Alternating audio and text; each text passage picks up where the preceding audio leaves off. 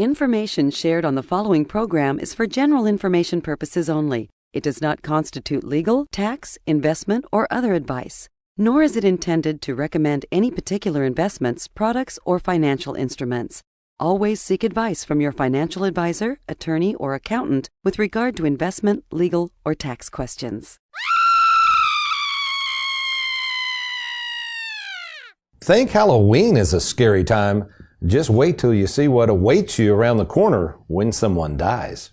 Welcome to the only show in the country dedicated to helping savers worry less about money, the Worry-Free Retirement, with your host, nationally recognized retirement specialist and four-time author, Tony Walker.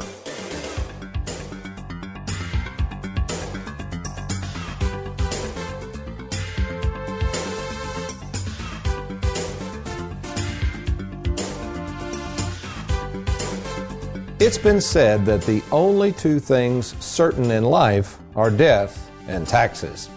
And while the vast majority of Americans are required to pay taxes in some form or fashion, there are some who choose not to. Don't believe me? Just ask the guy standing on the street corner asking for money. I don't think he's getting a 1099 from all those handouts, nor willing to file a W-2 on his tax return. And it's not just the homeless who don't pay taxes. I've seen in my own practice examples of others who do not pay taxes as well, such as someone currently living with family members who draws Social Security as their only source of income. They too can avoid taxes. Just a few examples of people who do not pay taxes. So, yes, there are extreme examples of people not paying taxes, but nowhere in history is there an example of someone avoiding the inevitable, and that's death. No, death, unlike taxes, cannot be avoided. And assuming you're riding down the road listening to this show, that means you're alive. And at least for this very moment, you're not dead. And since you're alive, I must remind you that one day there is a 100% guarantee that you're not going to be here. And while I may not be able to tell you when it will happen, I can tell you it's going to happen. There is nothing to do to avoid it. So if this event we call death is a 100% certainty, why in the world do people act as if they will never die, or assume that because maybe they're healthy, they can pretend they can just choose a date down the road when they're going to die, thus putting off planning for the inevitable? Now, while I'm not sure if I can explain why people do not plan for an event that is going to happen, I can explain the necessary steps you need to take to get your plans in order before it's too late, which is the subject of today's program. Well, welcome folks to the Worry-Free Retirement. And yes, I am that little man in the sweater vest, death planning specialist and fiduciary Tony Walker. And before we talk about what happens when someone dies, let me introduce to you a young lad who, as of the date of this recording, is alive and well, sitting over there ready to help out with the show, is our producer, Mr. Aaron Orander. Good morning, Aaron. And yes, I am glad you are alive and well this morning. Oh, thank you, sir. Good morning. Do you echo that thought? Yeah. Same, right back at you. I'm glad you're alive and well, and hopefully this airs a couple days before Halloween. Hopefully we're still sticking around, able to listen to it live. That's right. You never know. And Halloween's kind of a scary time, and that's why we started off the show with a scream. And not that I've ever seen anybody scream once they find out what a mess sometimes people have left them in after they die. Believe me, internally, they sometimes are going, what in the world was this person thinking? And folks, that's what we want you to avoid. You know, this subject we're going to talk about, what happens when somebody dies, is what we call in the business estate planning. And that's just a fancy way of saying that you need some way to plan for what happens to your estate. Your estate is defined as those things which you own.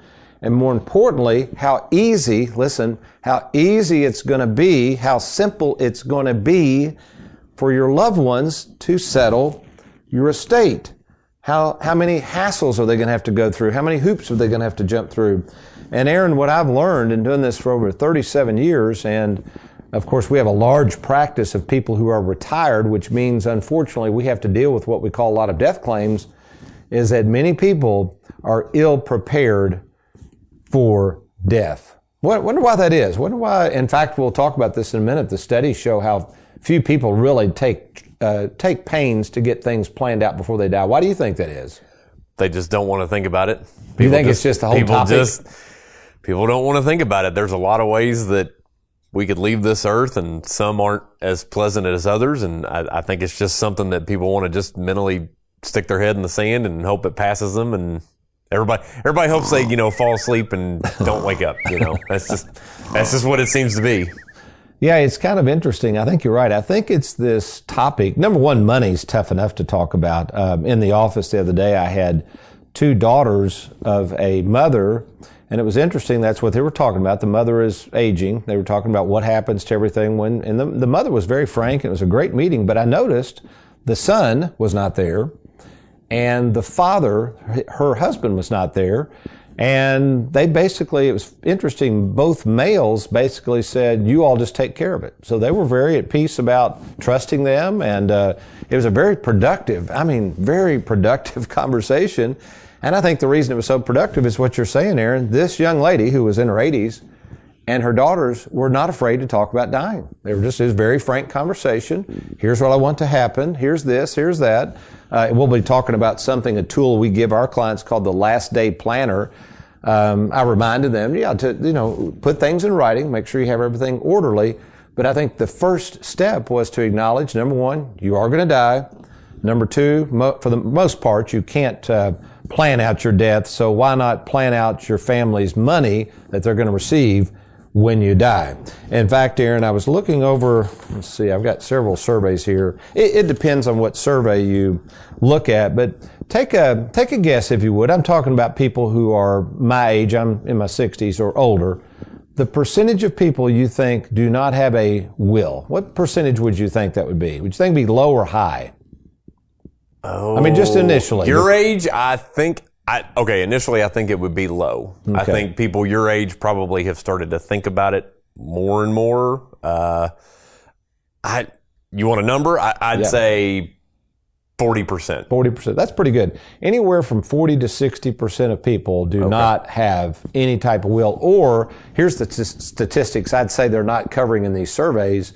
Many people who say they have a will, because I talked to a lot of these people, the wills are outdated. Does that make sense? Yes. So they think everything's fine because they, quote, have a will, a last will and testament. But here's some examples of an outdated will. They've moved to another state. The will that was drafted in is another state. The laws may be different. That's an example of an outdated will. This is unfortunate. This happens some, but they've lost a child.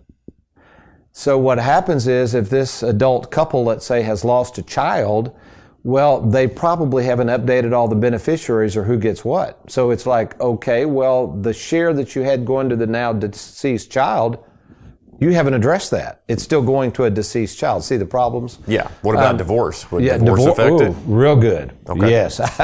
There's a story I studied under a well-known CPA and author, Ed Slott. And he tells the story of a gentleman who had a very large pension plan that was going to be passed by beneficiary. We'll get into this in a minute in terms of what's the difference between a will, trust, and a beneficiary. But anyway, so he had this large pension. He was married, okay, and he had as his spouse the beneficiary. So when he dies, she's going to get it. I think it was $1 million or something. It's a lot of money. Well, they divorced. You with me so far? Okay, with you so far. Goes to an attorney, remarries, changes his will to reflect that the money, his estate, will go to the new spouse. That's logical. More likely, probably the new spouse. So he is remarried. Yes. Okay. What somebody didn't remind him of, or tell him of, or think about, I don't know what happened on this deal. It's a true story. The pension does not pass through the will. It goes through what's called a beneficiary designation. That, folks, listen to this really carefully because this is really important. So the beneficiary designation, you have a beneficiary usually on your life insurance. That passes by beneficiary. An annuity passes by beneficiary. A 401k, listen closely, a 401k passes by beneficiary. And yes, a lump sum pension passes by beneficiary. So if you think you can change your will and change the beneficiary, you are incorrect. And that's what this gentleman found out. Or he didn't find out, he was dead. His new wife, who thought she was getting the pension, got zilcho because he forgot to change the beneficiary of the pension to her. Wow. So the former wife, thinking she's not going to get anything, presto whammo, she gets $1 million. So folks, this is a huge deal. So when I come back, we're going to talk about the planning opportunities, but we're going to start off and define what some of these words surrounding estate planning that so many of us in the financial world and the legal world just kind of flippantly toss out there. What do these words really mean? And what is the key to a worry-free retirement when it comes to planning not only your retirement, but what happens to your stuff when, not if, when you die? Good stuff coming your way. I'm Tony Walker. You're listening to the Worry-Free Retirement. I'll be right back.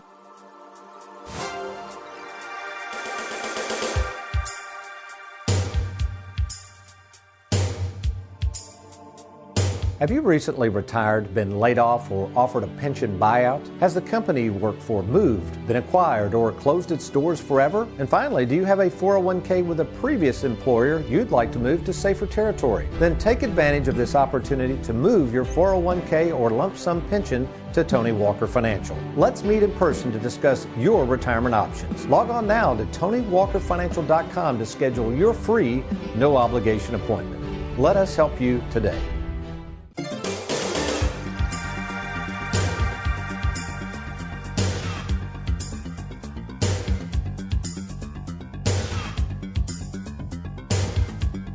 Welcome back to the Worry-Free Retirement. Tony Walker here, and we're talking about what happens when somebody dies. And as you're going to find out in a minute, Tony Walker Financial is well equipped to help our clients. As long as I've been doing this and as many thousands of people as I've met, I've learned that, you have to be prepared. You have to plan. It's scary to enter something that is inevitable to happen without a plan. Incidentally, Aaron, have you ever had anything scary, we'll call it scary, in your life that you realized you ran smack dab into, and had you planned, would have probably not been that big of a deal, or at least you wouldn't have been as frightened by the endeavor? Oh, I don't know. Probably just, I'm always afraid I'm going to run late. I'm always the one that I set probably 3 alarms in the morning, and the first one goes off probably 45 minutes before I need to actually wake up. Because I've noticed you're never late here. Yeah, I'm always afraid I'm going to run late, whether it's like church or work or wherever I'm going. I'm just always afraid I'm going to run late. So you prepare. You just said that. So one of your ways you prepare, acknowledging you could be late because you can't plan for every contingency. You have alarms. You probably leave a little early, right? Yeah, okay. I leave a little early. Yeah. So I try to. Yeah. I think, I remember back in college, and I can't remember the class because we were talking about this, things that scared me. I never will forget. I showed up at a class, and it was a major test that they announced, and I forgot they were having it that day. I hadn't studied. I mean, that was, and I don't know that it was scary, and I knew that I was ill prepared. And of course, I did poorly on the test, so that's the point, folks. You have to prepare yourself for the inevitable. If you're just now joining us, we are reminding us that there's only really one thing certain in life, not taxes. You can avoid taxes, or you could go to jail. I mean, if you don't want to pay taxes, they'll put you in jail and you don't pay taxes, but I don't want to do that. So the only thing that is inevitable that will happen is you and I one day are going to die. So if this whole death thing is so certain, why in the world wouldn't we want to prepare for it? Aaron, I know in the break we were talking, one of the reasons I think is people just don't like talking about money. It's a very sensitive topic. What was the other thing we thought about at the break, why people don't want to talk about this stuff? Well, perfect example, Tony. In the first segment, you were talking about the difference between a will and a beneficiary form. Now, I'll be honest, had I never met you, had I never worked with you, I probably would have never known the difference between the two of those things. So I'm thinking about it, and it's like, I think one of the reasons people don't like to talk about it is because it's a complicated matter. There's a lot of paperwork, when you're dead and gone, that's it. You're dead and gone. But everybody you leave behind, they've got a lot to do. And I won't, I don't want to get too far in the weeds here, but I've got a family member. I won't say who, but long story made short, her husband passed away, and she started getting all these phone calls from all these companies saying, well, your husband had stock in this company, and what would you like to do with the stock now that he's passed? And she had no idea. She had no idea about these stocks. And it wasn't necessarily that he kept it from her. It was just, he might throw a couple dollars here, a couple dollars there, whatever. And then before you know it, he's got 4 or 5 different stock holding companies, and they're all calling this, particular family member of mine after her husband passed, and they're like, well, what do you want to do with this stuff? And she's like, I didn't even know he had that stuff. So it just seems like a very complicated matter. I agree. So you got money in the mixture. We haven't even talked about the emotional aspects and the contingencies and the problems that could exist with families when you mix family and money. And as Aaron said, it can be very, very complicated because in most cases you're dealing with legal issues. So first of all, I want to take a few minutes. This is important. I usually don't spend so much time on definitions, but I'm going to have my cheat notes here because there's different definitions for these words, but these are the definitions according to Tony. All right. So first of all, let's define a will that you would go have drafted or draft yourself. So I've got here, Aaron, a will is something that is in writing, expressing what you wish to happen to your stuff when you die. It's a covenant. It's a promise. In other words, you're pinning down there what you want to happen when you die. So let's say if I grabbed the will of a loved one and I saw that, unless they changed it, they're promising to leave me so-and-so. Right? I mean, it's there. It's a covenant. Oh, you know one of my favorite movies? You're never going to believe this. It's not Forrest Gump. I know I talked about Forrest Gump. I was going to say, Forrest Gump seems to be that and We Were Soldiers. I'd say those are in your top three right there. But is Gran Torino. Have you seen that movie? Gran Torino, yes, I have seen that. Great Clint Eastwood movie.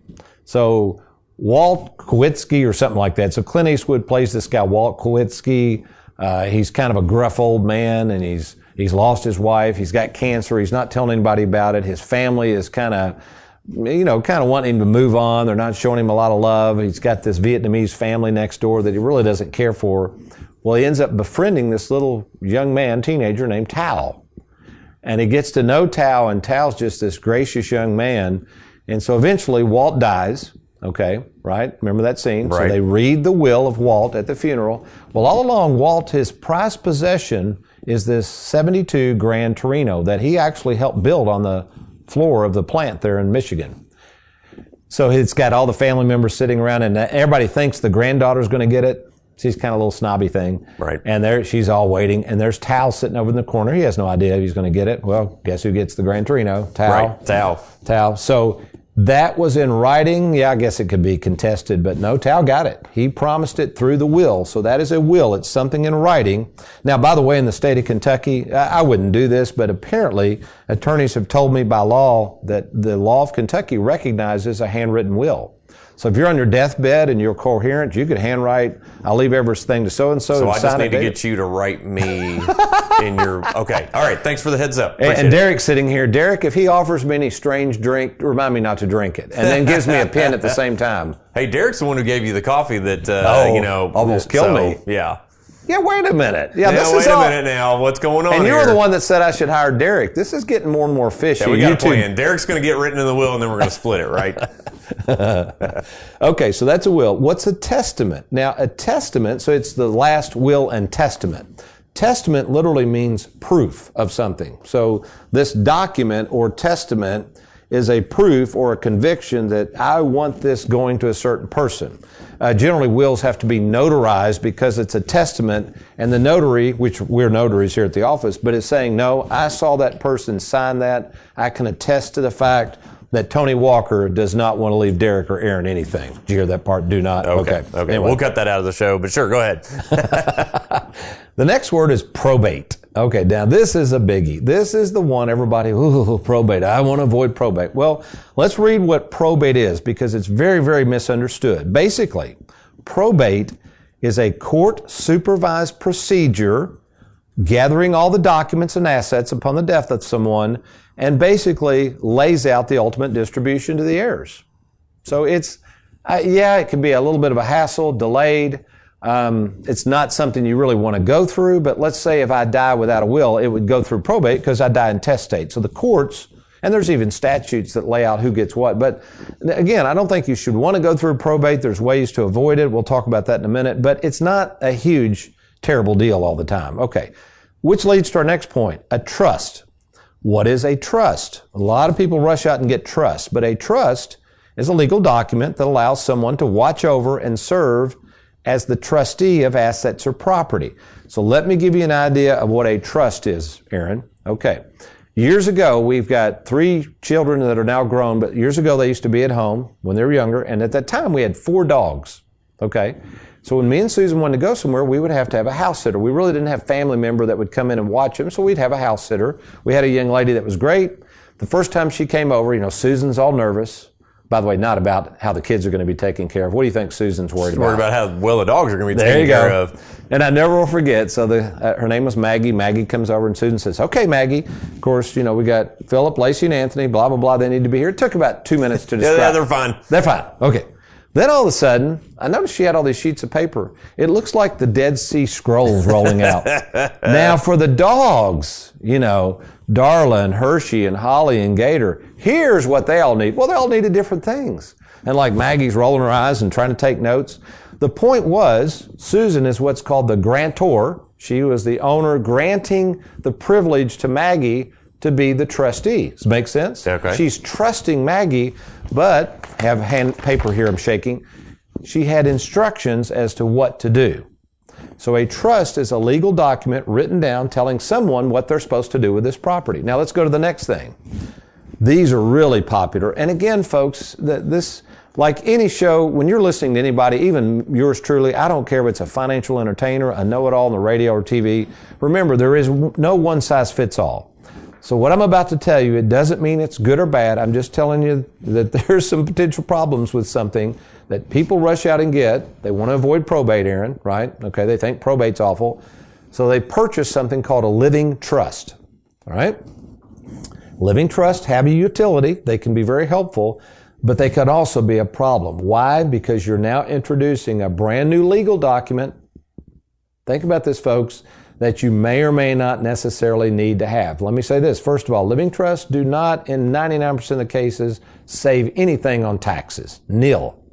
All a living trust is trying to do is avoid probate and make things easier for family. And on the surface, that sounds wonderful. But remember, there is a cost. Oh, by the way, again, not that I would say don't do it. I'm not saying that. But for a good read on this subject, there's a book, Aaron. I hate to cuss on the air, but this is what the book's called. It's by John Huggard, who's a pretty well-known attorney. He's been around a long time, called Living Trust, Living Hell. Why do you think he put that title in there? What did he mean by that, you think? Because I'm sure that's what it feels like going through it. That's I right. guess. Yeah, what he means is these living trusts, which are supposed to make things so simple, can create a living hell for your family who's trying to clean up the mess after you die. So here's the point, folks. If you're sitting there right now and you're saying, Tony, you are motivating me, brother, to really think about this. I admit, I admit I'm going to die, but I also admit I have not thought about who's going to get what when I die. I've not thought about how to keep things simple. I'm confused over which legal documents I might want to consider. I realize, Tony, you're not an attorney, but you've also been doing planning for a long time. So here's what I would suggest you do. That's you. If you would like to sit down or just talk by phone with somebody that you can trust that understands this world of planning very well, then all you got to do is log on to TonyWalkerFinancial.com, TonyWalkerFinancial.com. Just click on the Let's Get Started and just say, I want to talk to Tony about estate planning, or I want to talk to Tony about my beneficiaries, or need to talk to Tony about how much I should leave my kids. Whatever it is that's on your mind about what happens to your stuff when you're dead and gone, just do that. TonyWalkerFinancial.com. Click on the Let's Get Started, or if you're not handy to the internet, just give us a call. 877-499-9255. That's 877-499-WALK. Okay, when we come back, I'm going to talk about a document. This document is free of charge on the website, and it will get you started on the road to not only a worry-free retirement, but thinking through your mind's eye, how do you want to lay this stuff out now rather than later? Tony Walker here. You're listening to the Worry-Free Retirement. We'll be right back.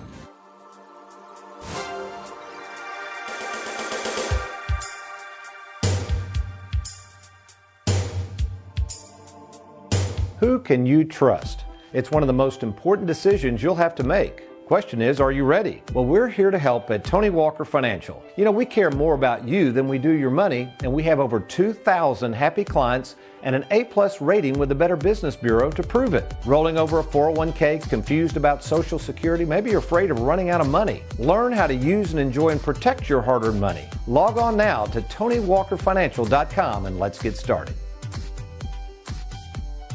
With the stock market at all-time highs and our nation's debt through the roof, there's a lot of uncertainty out there. Now may be the best time to safeguard more of your 401k. Let's get started today by logging on to TonyWalkerFinancial.com.